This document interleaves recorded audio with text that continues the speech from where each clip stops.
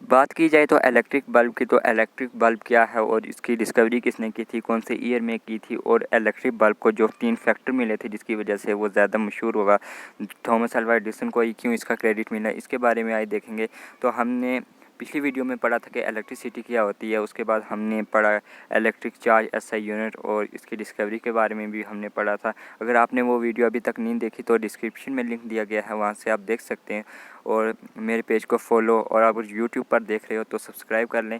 तो आज electric bulb के बारे में हम पढ़ेंगे, इलेक्ट्रिक बल्ब के बारे में। तो इलेक्ट्रिक बल्ब हमें पता है कि थॉमस अल्वा एडिसन ने डिस्कवर किया था। अब वो कौन कौन सी बातें थी जिसकी वजह से थॉमस अल्वा एडिसन को ही इसका जो क्रेडिट था वो मिला, बाकी साइंटिस्टों को क्यों नहीं मिला? क्योंकि इलेक्ट्रिसिटी की तरह इसको भी बहुत से साइंटिस्टों ने पहले ही डिस्कवर कर लिया था, लेकिन थॉमस अल्वा एडिसन को ही इसका क्रेडिट क्यों नहीं मिला, उसके बारे में आज पढ़ेंगे। तो सबसे पहले हम इलेक्ट्रिक बल्ब को देख लेते हैं, वो कब डिस्कवर हुआ था। जो इलेक्ट्रिक बल्ब था वो डिस्कवर हुआ था 1879 और 1880 के बीच में। It is discovered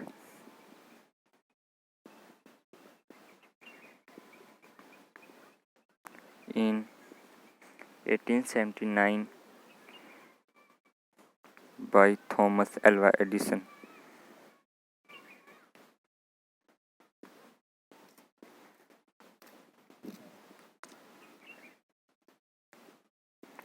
Thomas Alva Edison ने 1879 में इलेक्ट्रिक बल्ब को डिस्कवर किया था। अब बहुत से साइंटिस्टों ने उससे पहले भी बल्ब को डिस्कवर कर लिया था। अब वो कौन सी बातें थी जिसकी वजह से उसको ही क्रेडिट मिला, बाकी को क्यों नहीं क्रेडिट मिला? वो 3 बातें थी, और वो 3 बातें और 3 फैक्टर क्या हैं उसके बारे में आज डिस्कस करेंगे। तो सबसे पहला फैक्टर कौन सा है उसके बारे में हम देख लें। सबसे पहला फैक्टर है उसका जो मटीरियल था वो हाई क्वालिटी का था, गर्मा गर्म मटीरियल था। तो सबसे पहला पार्ट जो है उसका 3 फैक्टर्स में आता है। पहला इनएफेक्टिव,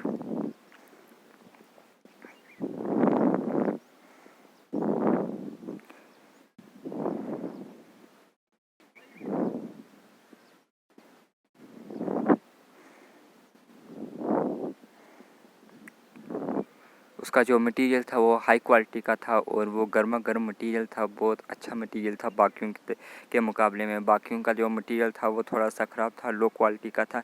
इस वजह से सबसे जो पहला पार्ट है उसमें हम लिखेंगे इनएफेक्टिव इंसिडेंट मटेरियल। जो उसके पास जो मटेरियल था वो हाई क्वालिटी का था। अब जो सेकंड पार्ट है वो क्या है उसके बारे में देखते हैं। दूसरी बात कौन सी थी जिसकी वजह से उसको इसके बारे में कि जो क्रेडिट था उसी को क्यों मिला।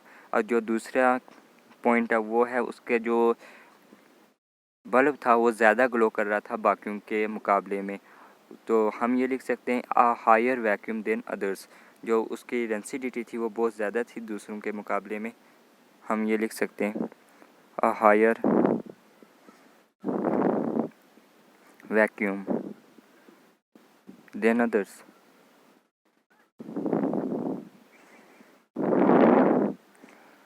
जो उसकी बल्ब की ग्लो थी वो बहुत ज़्यादा थी, वो बहुत ज़्यादा चमकदार था और रोशनी भी बहुत ज़्यादा दे रहा था। इसकी वजह से उसके बल्ब को ये महारत हासिल हुई। और उसके बाद हम तीसरे पॉइंट में हम देखेंगे कि उसका बल्ब जो था वो तीसरे पॉइंट में क्या कहता है। और जो उसका बल्ब था वो इकोनॉमिकली वेबल था, मतलब वो जो उसका बल्ब था वो कम रेट में मिल रहा था, और बाकियों का जो था वो बहुत ज़्यादा रेट में मिल रहा था। और उसने मटेरियल भी बहुत अच्छा इस्तेमाल किया, उसका बल्ब भी बहुत ज़्यादा ग्लो कर रहा था। अब जो उसकी पावर डिस्ट्रीब्यूशन थी वो सेंट्रलाइज्ड सोर्स से आ रही थी, एक ऐसे क्षेत्र से आ रही थी जिसका जो इकोनॉमिकली देखा जाए तो वो बहुत कम पैसों में मिल सकती थी। तो हम तीसरे पॉइंट में लिखेंगे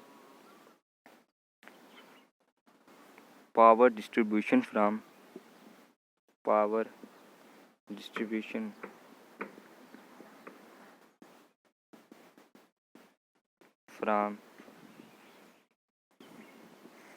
a centralized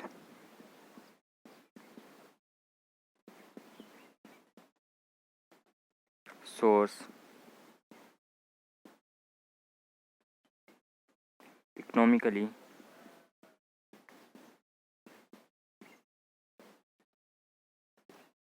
viable।